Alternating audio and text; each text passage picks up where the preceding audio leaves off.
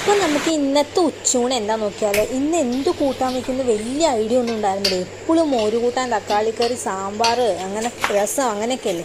ഇന്ന് ഞാനിന്ന് കൂട്ടാനൊന്നും വയ്ക്കാനില്ല. ഇന്ന് ഞാൻ റേഷനരി വെച്ചിട്ട് നമ്മുടെ ബിരിയാണി ഉണ്ടാക്കാമെന്ന് വിചാരിച്ചു. അപ്പോൾ അതിനുള്ള സാധനങ്ങളൊക്കെ ഒന്ന് അരിഞ്ഞു കേട്ടോ.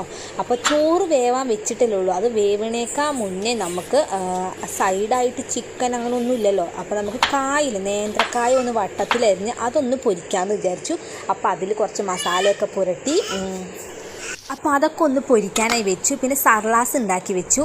അപ്പോൾ നമ്മൾ സിമ്പിളായിട്ട് ഒരു റേഷനരി വെച്ചിട്ടുള്ള ബിരിയാണി ഉണ്ടാക്കാനുള്ള സാധനങ്ങളൊക്കെ ഇട്ടു. ഞാൻ കളറിന് വേണ്ടി ലേശം മുളക് പൊടി ചേർത്തു കേട്ടോ. മൊത്തത്തിലുള്ള മസാല എന്ന് പറയുന്നത് മുളക് പൊടി, ഗരം മസാല, പിന്നെ നമ്മുടെ മാഗി ക്യൂബില്ലേ അതും. ഇത് നമ്മുടെ റേഷനരി ആണ് കേട്ടോ. കിടുക്കാച്ചി ബിരിയാണി നമുക്ക് കിട്ടിയിട്ടുണ്ട്. അപ്പോൾ ഇന്നത്തെ ഉച്ചയൂണിന് നമുക്ക് സിമ്പിളായിട്ട് ഒരു ബിരിയാണിയും കുക്കുംബർ, സർലാസ്,